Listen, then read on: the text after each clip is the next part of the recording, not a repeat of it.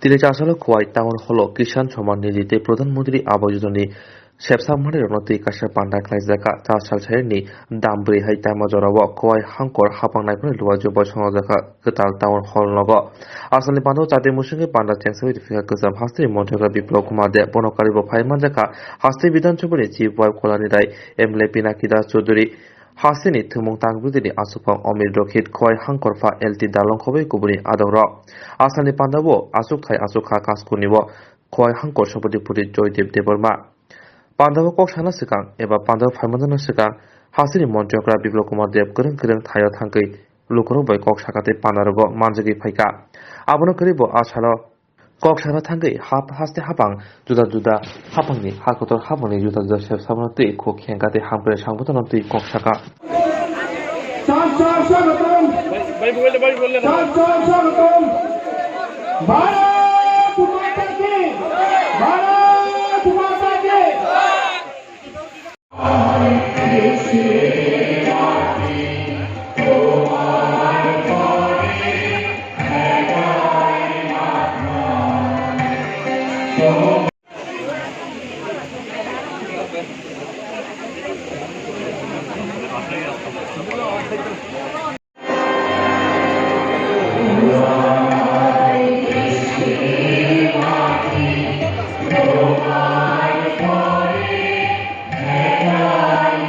এখন আমি প্রতি পৃষ্ঠা প্রমুখের সঙ্গে বলবো একটি একটি প্রান্তে যাব এবং নরেন্দ্র মোদীর নেতৃত্বে 23শে ত্রিপুরাতে জনতার সরকার আবার বসাবো।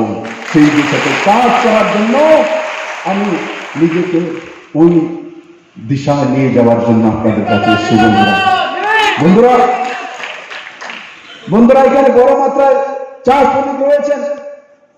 এই রাজ্যের মধ্যে নয়, পুরো দেশের মধ্যে সবচাইতে যদি অবহেলিত গরিব কোন সম্প্রদায় থাকে চা শ্রমিকরা। এই চা শ্রমিকরা খোয়াইবাসী দেখেছে কোন আন্দোলন হলে, কোন লাইন হলে, কোন মিছিল হলে সবচাইতে বেশি তাদের লাইন দেখা যেত। মনরেগার রূপ দেখিয়ে তাদেরকে সেই লাইনের ভেতরে লাগিয়ে রাখা হতো। আজকে আমি সেই চা শ্রমিকদের বাড়িতে গিয়েছি, তো আমি দেখি যে বলছে এখানে কোনোদিন এমএলএ আসেনি, এখানে কোনোদিন মন্ত্রী আসেনি, তারা কোনোদিন কোন পলিটিক্যাল পার্টির সম্বন্ধে ধারণা নেই। এইভাবে তাদেরকে দাবিয়ে রাখা হয়েছিল। আর আজকে এই সরকার কোন শ্রমিক, কোন ব্যক্তি আমার কাছে যায়নি। আমরা প্রায় 100 কোটি টাকা খরচা করে তাদের জীবনমান উন্নয়নের জন্য এই প্রথমবার জমির মালিক বানানোর ঘোষণা এই সরকার করেছে।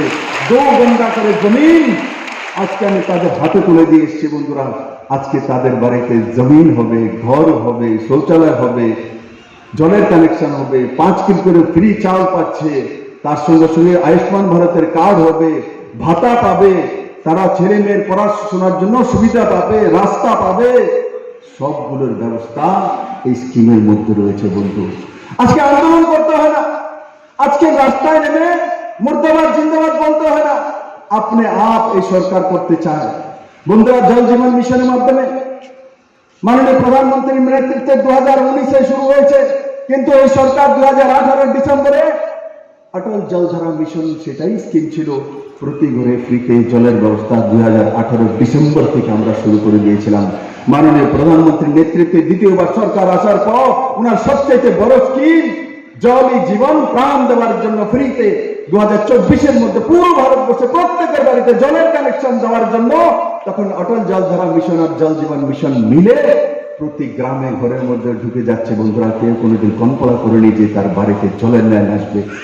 কোন ব্যক্তি আমাকে বলেনি ফ্রিতে আমাকে বাড়িতে জলের লাইন দিতে হবে। খোয়াইতে কেউ আন্দোলন করেনি, কেউ আমার কাছে একটা চিঠিও দেয়নি।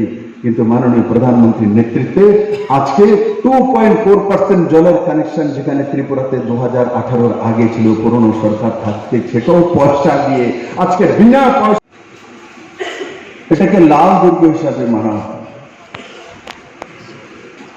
2015-তে যখন আমি কাজ করা শুরু করেছি জনসম্পর্কের প্রমুখ হিসাবে, যখন আমি খোয়াই থেকে ঢুকতাম, আমাকে আমার শুভচিন্তকরা সাবধান করত। আমি খোয়াই শহর অঞ্চল দিয়ে যখন যেতাম, তখন বাড়ির গেট থেকে মায়েরা চুপি চুপি দেখতেন, হাসতেন না ভয়। জানলা দিয়ে তাকাতেন বিপ্লবদের যাচ্ছে, হয়তোবা শিশু ছেলে বলে দিত ওই বিপ্লবদের, তো মা জানলা বন্ধ করে নিত। এই ক্ষয়কে আমি দেখেছি, এই ক্ষয়কে আমি অনুভব করেছি, কিন্তু সেই লাল দুর্গের সামনে বিপ্লবদের কোনোদিনও মাথা নত করিনি। আমি ক্ষয়ে ঢুকেছি, ক্ষয়ের বাড়িতে গিয়েছি। আমার আজও খেয়াল আছে,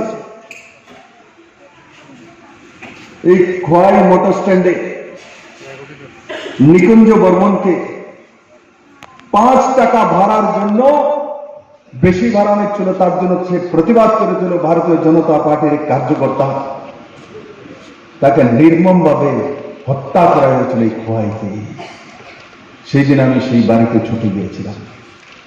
ভয়ে তার বাড়িতে লোক যাচ্ছিল না। মার্ডার করার পর তার পরিবার সঠিকভাবে নাম বলছিল না। আজ সেই খোয়াই ভয় মুক্ত হয়ে গেছে, মানুষের ভয় হয়ে গেছে, এখন লালের সাধারণ ভয় নয়। এই খোয়াইবাসী,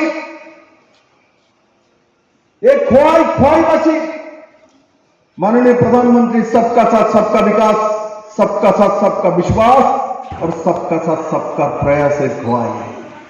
খোয়াই কালচারাল সিটি, সংস্কৃতির সিটি খোয়াই।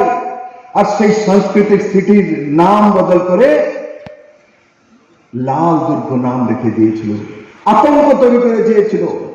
আজ সেই সংস্কৃতির যে ইতিহাস খোয়াই, আমরা গর্ব করি খোয়াইকে নিয়ে, অথচ খোয়াইকে বদনাম করে রেখে দিয়েছিল যে এটা লাল দুর্গ, এখানে লাল চক্ষু, এখানে মার্ডার হবে, খোয়াইয়ের কোনো ঐতিহ্য নেই, খোয়াইয়ের মানুষের সম্মান নেই। সম্মান ফিরে পেয়েছে 2018 নির্বাচনে নরেন্দ্র মোদীর নেতৃত্বে যখন সরকার হয়েছে, তখন গিয়ে খোয়াইবাসী তার ইজ্জত ফিরে পেয়েছে। আমি আপনাদের কি দিতে পেরেছি, কতটা করতে পেরেছি আমি কোনোদিন বলবো না। আমি চেষ্টা করেছি, কিন্তু একটা জিনিস আপনাদেরকে ফেরত দিয়েছি।